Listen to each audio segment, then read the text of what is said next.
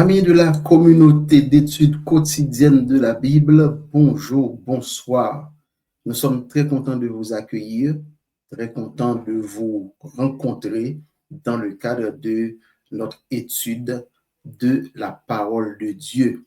Nous abordons un nouveau trimestre et c'est l'occasion pour nous de remercier l'Éternel qui nous a gardés durant le trimestre dernier. Et ce trimestre, nous l'abordons et nous avons donc l'occasion d'étudier une nouvelle leçon, un nouveau guide d'études de la Bible. Le titre de ce nouveau guide d'études de la Bible, c'est Allusions, images et symboles, méthode d'étude de la prophétie biblique. Et cette semaine, nous allons étudier ensemble la première leçon titrée Quelques principes de prophétie. Déjà, la communauté d'études quotidiennes de la Bible passe par mon truchement pour souhaiter à chacun de vous un bon trimestre, mais également bonne étude, que le Saint-Esprit vous guide dans cette étude et que vous puissiez non seulement étudier, mais également pratiquer cette parole dans votre vie. Comme d'habitude, je ne suis pas seul. Je vais être accompagné de Mylène, que vous connaissez bien. Mylène, c'est elle qui va nous accompagner dans le cadre de cette étude. Salut Mylène, comment ça va? Salut Édouard, je vais bien. Ça se voit, ça se voit. Content de Bonjour l'entendre. à toute la communauté. Bon, ils vont te répondre, les membres de la Bien communauté, mais sûr, dans leur cœur. oui, dans leur cœur. Je le Et ressens. déjà, oui, tout à fait. Je te souhaite un bon trimestre. Merci à toi aussi et à chacun. Merci, merci. Nous demandons à Dieu de continuer à nous guider pour que nous puissions approfondir nos connaissances, mais également pouvoir pratiquer cette parole dans notre vie. Donc, il faut passer de la théorie à la pratique, c'est ce qui est important. Nous allons inviter Dieu à prendre place parmi nous. Nous prions. Prions le Seigneur. Notre Seigneur et notre Dieu, merci encore une fois pour tout ce que tu fais pour nous, pour les bienfaits visibles et invisibles. Nous allons étudier un nouveau guide d'études. Que tu sois, Seigneur, notre guide, que le Saint-Esprit nous accompagne. Bénis, Seigneur, Mylène, bénis Jose, notre metteur en ordre, et bénis chaque membre de la communauté d'études quotidiennes de la Bible, ainsi que tous nos amis qui vont suivre cette leçon. Nous te prions, Seigneur, au nom de Jésus. Amen. Amen. Le titre du questionnaire, je vous le rappelle, c'est Allusions, images et symboles, méthode d'étude de la prophétie biblique. Et le titre de la leçon de cette semaine, c'est Quelques principes de prophétie. Mylène, c'est une férue de prophétie. Elle est contente de savoir que durant ces 3 mois, elle va parler de prophétie. Mais bien avant d'entendre Mylène, essayons de lire ensemble le verset à mémoriser, le verset de la semaine que nous trouvons dans Jérémie 9, verset 24, qui nous dit ce qui suit. Mais que celui qui veut se glorifier, se glorifie d'avoir de l'intelligence et de me connaître, de savoir que je suis l'Éternel qui exerce la bonté, le droit et la justice sur la terre, car c'est à cela que je prends plaisir, dit l'Éternel. Jérémie 9, le verset 24. Mylène, on va donner le coup d'envoi de cette étude et dis-nous, s'il te plaît, avons-nous intérêt à étudier les prophéties bibliques? Alors, tu viens de lire un texte et à partir de ce texte, l'étude des prophéties, la compréhension des prophéties, tout ce que nous allons étudier dépend. Pourquoi? Parce que celui qui doit se glorifie d'avoir de l'intelligence, mais de connaître Dieu, c'est lui qui a inspiré les prophéties, c'est lui qui les a données. Si on ne connaît pas Dieu, on ne pourra pas comprendre les prophéties, on ne pourra pas comprendre la parole de Dieu. Et que toute personne qui connaisse Dieu se glorifie de le connaître, de savoir que l'Éternel, c'est lui qui exerce la bonté, le droit et la justice sur la terre. Donc, essayer de le connaître pleinement. On ne pourra pas connaître Dieu vraiment comme nous devons le connaître par rapport à notre nature, mais c'est de chercher à le connaître chaque jour. Et à partir de là, Dieu se montre à nous. Maintenant, est-ce que nous avons intérêt à étudier les prophéties? Ben oui, et heureusement. Et je vais répondre, Édouard, à travers un premier texte qui se trouve dans 2 Pierre 1, verset 19, qui nous dit ceci. Et nous tenons pour d'autant plus certaine la parole prophétique, à laquelle vous faites bien de prêter attention, comme à une lampe qui brille dans un lieu obscur, jusqu'à ce que le jour vienne apparaître. Les prophéties, Édouard, sont considérées, selon le texte, comme lumière dans les ténèbres. Et nous devons les étudier pour savoir où est-ce que nous marchons jusqu'à leur accomplissement. Et par rapport aux prophéties, Jésus a dit quelque chose, a reprimandé les pharisiens dans Matthieu 16, versets 1 à 3, que nous allons prendre. Des pharisiens et des sadducéens vinrent aussi et le tentant lui demandèrent qu'il leur montre un signe du ciel. Et voici la réponse de Jésus. Quand c'est le soir, vous dites, il fera beau, car le ciel est rouge. Et le matin, il y aura aujourd'hui de l'orage, car le ciel est rouge et sombre. Oh, vous hypocrites, vous pouvez bien discerner l'apparence du ciel, mais vous ne pouvez pas discerner les signes des temps. Comment, Édouard, par rapport à ce texte, pouvons-nous discerner les signes des temps? Bon, donc, par rapport aux pharisiens, les pharisiens, eux, ils ont essayé de comprendre par rapport au temps, disons, pas la température, mais les saisons leur ont permis de comprendre, de discerner comment ils peuvent avancer et comprendre ce qui va se produire. Parce que la Donc, ils l'ont prophétie étudié, Édouard. ils l'ont étudié. Ils l'ont étudié. Maintenant, pour comprendre, je pense que il faut étudier pour connaître les signes des temps. Essayer d'étudier, mais aussi essayer de comprendre. C'est là il faut. Bien sûr. Avoir la bonne compréhension, bien sûr. Oui, avoir cette bonne compréhension. Oui. Allez, vas-y, je t'écoute.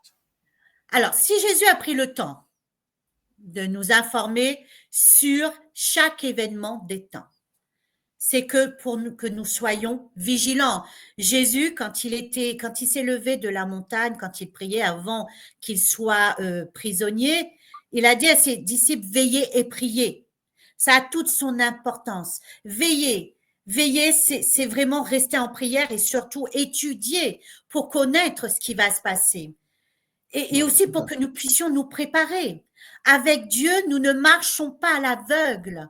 Avant chaque événement, Jésus nous avertit, et c'est à travers ses prophéties. Et dans Apocalypse 1, verset 1, nous voyons ceci, révélation de Jésus-Christ que Dieu lui a donné pour montrer à ses serviteurs les choses qui doivent arriver bientôt et qu'il a fait connaître par l'envoi de son ange à son serviteur Jean. Et Ellen White nous dit dans Conquérant Pacifique, le chapitre 57, la page 520, deuxième paragraphe. Tous les livres de la Bible se résument et s'achèvent dans l'Apocalypse, qui complète le livre de Daniel. Ce dernier est une prophétie, l'autre une révélation. Alors, les prophéties nous permettent de nous situer dans le temps. Tu vois, Édouard, pardon, quand tu prends ta voiture, tu ne connais pas, tu sais que tu dois partir dans un endroit, mais tu ne connais pas le chemin. L'outil que tu vas utiliser, c'est quoi? Le GPS. Merci, Édouard. Donc, ce GPS, Édouard, nous permet de rester sur le bon chemin, nous avertit, parce que moi, je sais quand je traverse, il y a la police devant, il nous avertit. Donc, ce n'est pas un danger, mais bon, il nous avertit. Ou s'il y a un accident, le GPS va nous avertir également. Donc, il nous avertit des dangers et les prophéties va aussi nous avertir comment les contourner. Et le GPS, c'est ce qui nous fait. Bon, cette route-là, elle est bloquée, donc prenez l'autre route. Tu vois? Et les prophéties, son rôle, c'est aussi nous préparer si on ne peut pas contourner le danger. il nous permet de nous préparer, nous donne les éléments pour nous préparer à les affronter. Et bien sûr, avec la promesse de Dieu d'une très grande victoire à la fin. Tu comprends? Oui, Et je comprends. pardon. Allez, vas-y, continue. Vas-y, je Allez, vas-y. t'écoute, Edouard. Vas-y, je parle Donc, beaucoup. tu dis vraiment que, oui, bon, tu dis que le GPS, cette comparaison, c'est une comparaison très intéressante. Tu compares les prophéties au GPS, c'est important. Donc, le GPS indique le chemin, ça nous permet de nous orienter. Les prophéties ont cette même vertu. Mais je me mets à la place de ceux qui étudient, alors, ou du moins lisent les prophéties, mais ont toujours et souvent, pour ne pas dire toujours, cette reproche à faire au texte prophétique. Généralement, les étudiants de la parole de Dieu disent que ces prophéties sont codées. Ce n'est pas facile à comprendre, à interpréter. Donc, comment arriver à décoder ces prophéties? Alors, la première chose, nous allons le voir ensuite par rapport à cela. Alors, je vais prendre une note que j'avais prise. Voilà.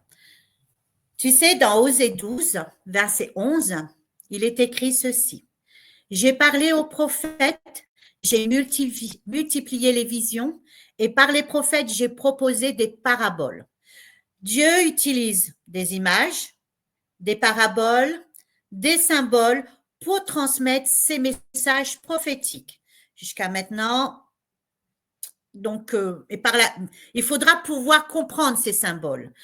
Et nous avons vu dans Apocalypse 1, verset 1, que, tu sais, le mot grec révélation de Jésus, il a signifié, ça veut dire il a symbolisé par son ange à son serviteur. Donc, le mot grec signifier veut dire ça s'exprime par des signes ou symboles. Ça signifie cela. Tu vois, et dans 2 Pierre 1, verset 20, il est écrit ceci. Sachez tout d'abord qu'aucune prophétie de l'Écriture, et ça, Édouard, il est important de comprendre, qu'aucune prophétie de l'Écriture ne peut être un objet d'interprétation particulière. Ce verset est immédiatement suivi d'un rappel clair de l'origine divine des prophéties. Et le verset d'ensuite, au verset 21 du même chapitre de 2 Pierre 1. Car ce n'est pas par une volonté humaine qu'une prophétie a jamais été apportée, mais c'est poussé par le Saint-Esprit que des hommes ont parlé de la part de Dieu. Et ensuite, Paul affirme également que l'Esprit de Dieu seul peut nous faire comprendre les choses spirituelles. Tu sais, quand un message est spirituel, l'interprétation doit également être spirituelle. Donc, dans 1 Corinthiens 2, verset 10, il nous est dit ceci. C'est à nous que Dieu l'a révélé par l'Esprit, car l'Esprit sonde tout, même les profondeurs de Dieu. Et le verset 14, l'homme naturel n'accepte pas les choses de l'Esprit de Dieu, car elles sont une folie pour lui, et il ne peut les comprendre parce que c'est spirituellement qu'on en juge. Et je lis plusieurs textes justement pour vous emmener à la compréhension comment comprendre les prophéties et par quels moyens. Genèse 40, verset 8. N'est-ce pas à Dieu qu'appartiennent les explications? Et 2 Timothée 3, verset 16, 17, toute écriture est donnée par l'inspiration de Dieu. Et elle est utile pour enseigner, pour convaincre, pour corriger, pour instruire dans la justice, afin que l'homme de Dieu soit parfait, parfaitement préparé à toute bonne œuvre. Donc, le langage de la Bible doit être expliqué selon son sens évident. À moins qu'un symbole ou une figure ne soit employé, le Christ a fait la promesse. Écoute bien ce que Dieu a dit. Jésus a dit dans Jean 7, verset 17, « Si n'importe quel homme veut faire sa volonté, donc c'est une condition pour comprendre les prophéties, si n'importe quel homme veut faire sa volonté, il reconnaîtra la doctrine si elle est de Dieu ou si je parle de moi-même. » Et tu sais, nous allons voir par la suite que Ellen White explique que les prophéties ne vont pas être comprises par n'importe qui. Il faut une obéissance totale, il faut que nous soyons sous la volonté totale de Dieu. Témoignage pour l'Église, volume 5. Donc, bien sûr, on n'a pas le volume 5 en français, donc il faut regarder la partie anglaise. Donc, Testimonies for the Church, donc le chapitre 84, la page 704, deuxième paragraphe.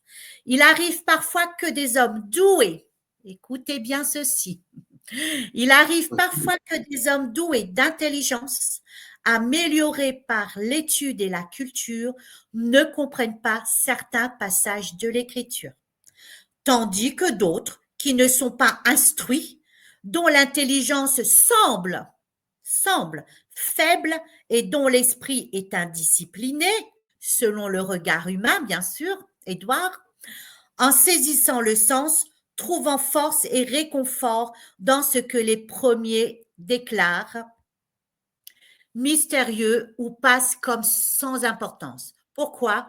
On m'a expliqué que ces derniers ne se fient pas à leur propre compréhension. Ils vont à la source de la lumière, celui qui a inspiré les Écritures. Et avec humilité de cœur, ils demandent à Dieu la sagesse et ils la reçoivent. Il y a des mines de vérité. Alors, écoutez bien ce que la servante de l'Éternel dit, parce que nous avons tendance à croire que nous avons tout compris. Écoutez bien ce qu'elle dit. Il y a des mines de vérité qui doivent encore être découvertes par le chercheur sérieux. Là, il n'est pas question d'études ou de... J'ai rien contre la théologie, c'est pas ce que je veux dire. Mais là, le diplôme ne peut rien pour nous. Notre intelligence humaine ne peut rien pour nous. Là, c'est l'intelligence, le discernement qui vient de Dieu. Le Christ représentait la vérité comme un trésor caché dans un champ. Il ne repose pas directement à la surface. Nous devons creuser pour cela. Mais notre succès ne dépend pas tant de nos capacités intellectuelles que de l'humilité de notre cœur et de la foi qui s'imposera dans l'aide divine. Et le paragraphe suivant à la même page, sans la direction du Saint-Esprit, nous serons continuellement susceptibles d'arracher les Écritures ou de les mal interpréter.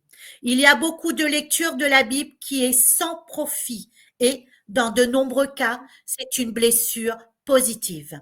Lorsque la parole de Dieu est ouverte sans révérence et sans prière, je répète, lorsque la parole de Dieu est ouverte sans révérence et sans prière, quand les pensées et les affections ne sont pas fixées sur Dieu ou en harmonie avec sa volonté, l'esprit est obscurci par le doute. Et dans l'étude même de la Bible, le scepticisme se renforce. L'ennemi prend le contrôle des pensées et il suggère des interprétations qui ne sont pas correctes. Et dans Amos 3, verset 7, il nous est dit ceci, « Car le Seigneur, l'Éternel, ne fait rien sans avoir révélé son secret à ses serviteurs, les prophètes. » Alors, Édouard, ma question pour toi, qu'est-ce que ce verset t'explique? Qu'est-ce que tu peux comprendre à travers ce verset? Car le Seigneur, l'Éternel, ne fait rien sans avoir révélé son secret à ses serviteurs, les prophètes. Donc, celui qui nous révèle les secrets, les signes des temps, c'est Dieu lui-même et il utilise des prophètes. Maintenant, encore faut-il savoir qui sont les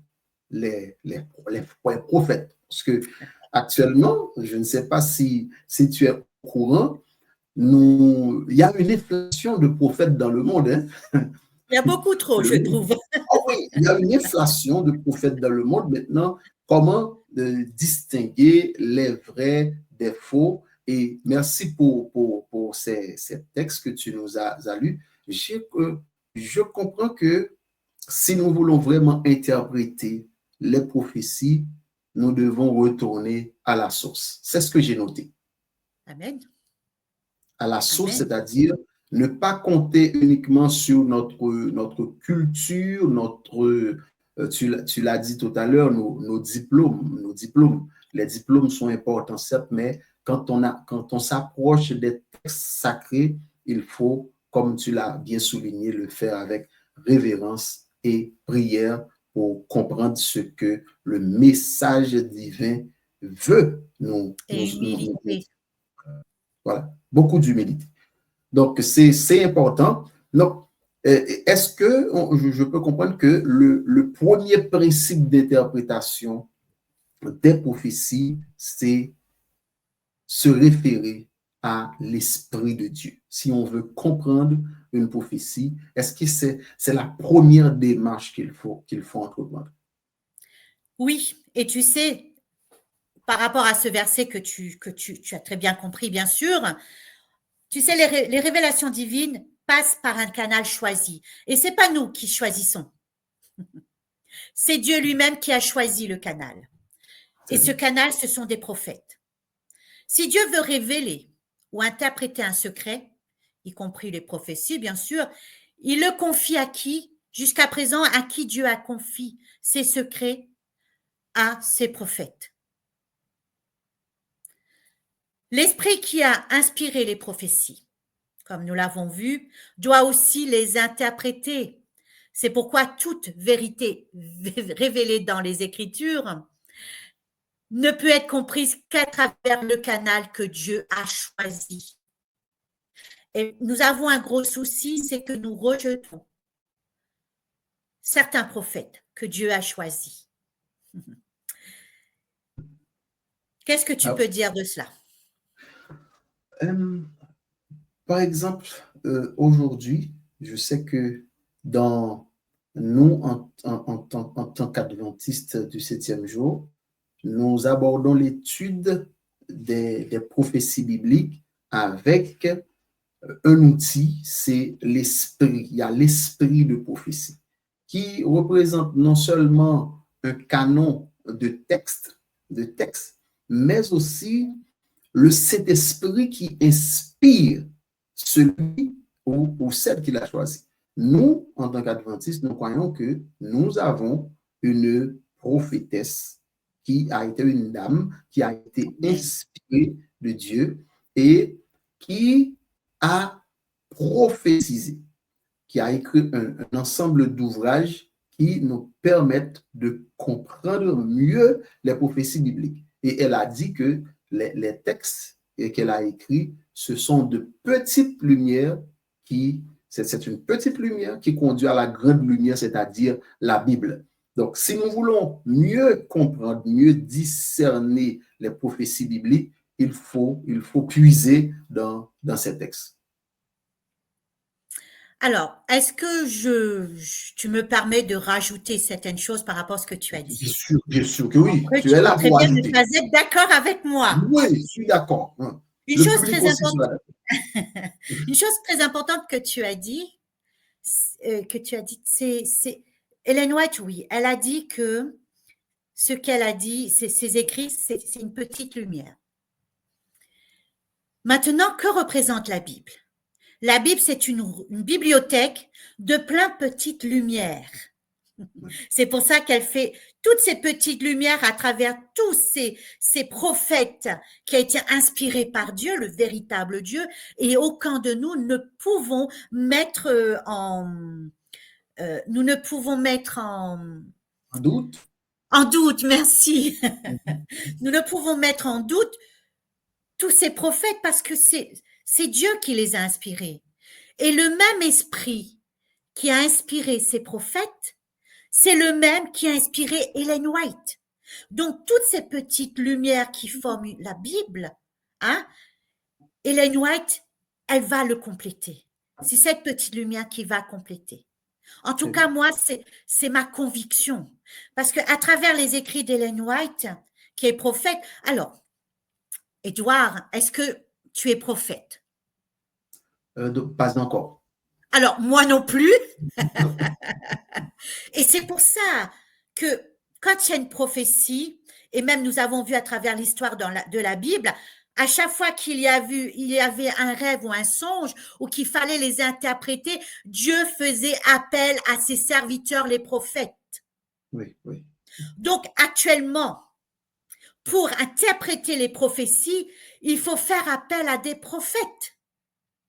Soit les prophètes que nous retrouvons dans la Bible, et nous avons également Ellen White pour nous aider à comprendre. Et le problème, c'est que pour moi, c'est ma compréhension, rejeter l'esprit de prophétie veut dire parole inspirée, parole de Dieu. Donc la Bible, c'est l'esprit de prophétie. Les écrits d'Ellen White ou par exemple John Wiggoner aussi, qui est un esprit de prophétie, qui sont inspirés par Dieu. Donc les rejeter, c'est rejeter le messager qui est derrière. Ça veut dire rejeter l'enseignement de Dieu. Et c'est ça que nous ne rendons pas compte parfois et c'est dangereux. Et c'est pour ça que nous avons plein d'interprétations, mais des fausses interprétations, parce que nous n'allons pas à la source. Parce que parfois, cela nous dérange. Oui, oui, ça arrive. Mais moi, je pense que c'est l'occasion pour nous, pendant que nous prenons c'est le trimestre, c'est un trimestre consacré à l'étude des prophéties. C'est l'occasion pour nous de demander aux amis de la communauté d'études quotidiennes de la Bible de se verser, de se verser dans la lecture des textes de la sœur Ellen G. White, qui a écrit des ouvrages très, très intéressants. Moi-même j'ai eu l'occasion de lire certains de ces textes, j'estime que les textes sont inspirés. Et Amen. Bon, nous ne faisons pas alors la leçon, c'est pas une leçon où nous devons parler de la vie de Ellen G. White, mais puisque nous parlons de quelques principes de prophétie, il faut dire que pour reconnaître le prophète, il y a quelques critères pour le reconnaître. La vie de la personne, comment la personne a vécu, est-ce que ce que la personne disait était en conformité avec ce qu'elle faisait. C'est important. Mais aussi, il faut noter que parmi ces critères pour reconnaître si un prophète est un prophète authentique, il faut aussi mentionner que les prédictions, les prévisions de ce prophète ou de cette prophétesse doivent être réalisées si ce n'est pas une prophétie conditionnelle. Parce que, comme nous savons, il y a des prophéties conditionnelles, des prophéties inconditionnelles. Donc, nous ouvrons la parenthèse. Peut-être que durant le trimestre, nous aurons le temps d'approfondir davantage ces notions. Mais qu'est-ce qu'on peut obtenir dans le cadre de cette première leçon, quelques points de prophétie? Est-ce que tu aurais un message, un dernier message pour nos amis qui vont écouter l'émission? Mais comme nous le disons, cette émission que nous faisons, c'est pour inciter, c'est pour encourager nos amis à aller à la source, c'est-à-dire à lire la Bible. Le guide d'études a cet objectif. Ce n'est pas un texte qu'il faut lire, mais il faut lire, certes, mais c'est un texte qui a pour objectif de nous guider vers la source de toute lumière. De la source, c'est la parole de Dieu, c'est-à-dire la Bible. Mais également, nous invitons nos amis à lire aussi les textes de l'Esprit de prophétie, notamment les textes de sœur Ellen G. White. Quel est ton message pour tes amis? Parce que je sais que quand nos amis suivent cette émission, ils attendent souvent le dernier mot de Mylène, le message. Qu'est-ce qu'on peut retenir? Vas-y, je parle un peu trop, vas-y, c'est ton tour maintenant. Mais non, écoute. Alors, le dernier mot, c'est très important. Je vais dans la continuité de ce que tu viens de dire. Soyons des Béréens. N'avalons pas simplement ce qu'on entend. Ce que vous allez entendre à travers cette étude, allez, comme dit notre frère Édouard, allez le chercher à la source. Faites les Béréens. Et soyez convaincus par vos propres yeux et laissez l'Esprit de Dieu vous convaincre. Nous, on n'est pas là pour vous convaincre. On partage nos convictions avec vous à travers les Écritures. Mais allez chercher vous-même. C'est très important. Et priez. C'est important de prier. Mais n'allez pas dans le but de satisfaire le fait que vous allez chercher une faiblesse, mais allez dans le but d'être enseigné par l'Esprit Saint. Allez dans le but de chercher à répondre à la volonté de Dieu. Et je vais laisser ce texte sur votre cœur. Le texte d'Ellen White, c'est dans Conseil pour l'école du sabbat. Donc, la page 18, premier paragraphe. C'est très important de comprendre ce qui va être dit ici. De nouvelles lumières sur le Saint-Livre seront continuellement révélées à celui qui est en communion avec le Christ. Que personne donc ne conclue qu'il n'y a plus de révélation à attendre des pages sacrées, que tout a été dit. Celui qui cherche la vérité avec diligence et prière verra encore de précieux rayons de lumière en jaillir. Beaucoup de joyaux encore dispersés doivent être rassemblés pour devenir la propriété du peuple du reste. Mais la lumière n'est pas accordée dans le seul but de constituer une force de l'Église. Elle est destinée à être répandue sur ceux qui sont dans les ténèbres et auxquels cette Église doit annoncer les vertus de celui qui l'a appelé des ténèbres à son admirable lumière. Le Christ a dit des siens, « Vous êtes la lumière du monde » et la mission de la lumière est de briller et illuminer les ténèbres. Et je vais terminer sur le mot, si vous voulez être une lumière qui brille, allez chercher la lumière auprès de la lumière lui-même, Jésus-Christ. Amen. La source. Amen. Nous vous invitons à aller à la source. C'était en fait la première leçon de ce trimestre, de ce nouveau trimestre, questionnaire intitulé « Allusion, images et symboles, méthode d'étude de la prophétie biblique ». Le verset à mémoriser, c'est « Mais que celui qui veut se glorifie de ceci, d'avoir de l'intelligence et de me connaître, de savoir que je suis l'Éternel qui exerce la bonté, le droit et la justice sur la terre, car c'est à cela que je prends plaisir, dit l'Éternel. » Jérémie 9, verset 24. Bonne étude à chacun de vous. Merci à toi, Mylène. Merci à Jose, qui est en coulisses, mais qui est là. Donc, pour terminer, comme d'habitude, nous prions le Seigneur. Mylène. Prions ensemble. Père céleste, que ton nom soit sanctifié. Que ton nom soit élevé au-dessus de tout nom. Quelle grâce tu nous fais, Seigneur, de nous parler, Seigneur, à travers ta parole. Seigneur, la Bible, ta parole, c'est un message d'amour. Et tous ceux qui ont envie de te connaître, de s'approcher de toi, de connaître ta volonté et puis, Seigneur, de t'obéir, de t'adorer, auront cette joie, Seigneur, de venir creuser et de trouver ce trésor qu'il y a encore dans ta parole. Seigneur, rien n'est acquis. Avec toi, nous allons de surprise en surprise. Nous avons encore énormément de choses à savoir et nous devons aussi désapprendre pour réapprendre. Mais Seigneur, c'est en ton nom seul que nous pouvons le faire. Alors remplis chacun de nous par ton Saint-Esprit. Seigneur, que ton amour nous emplisse également, afin que tout ce que nous puissions le faire, nous le faisons par amour. C'est parce que tu nous aimes, Seigneur, que tu nous instruis dans ta parole, afin que nous puissions nous préparer pour la fin des temps. Alors bénis tous ceux qui vont entendre cette étude et que chaque cœur, Seigneur, soit disposé à chercher, Seigneur, ta vérité et qui puisse aller à la source, toi, la véritable lumière. Bénis, Seigneur, Édouard et sa famille. Bénis Jose, Seigneur, qui est là à la technique, Seigneur, et bénis tous ceux qui, Seigneur, participent à ton œuvre. C'est dans le nom du Seigneur Jésus et pour ta gloire que nous t'avons prié. Amen. Amen. Merci, Mylène. Gloire à Dieu. Gloire à Dieu. Chers amis de la communauté d'études quotidiennes de la Bible, bon trimestre, bonne étude et que Dieu vous bénisse. Au revoir, Mylène. Au revoir à tous. À la semaine prochaine. À la semaine prochaine. Ouais.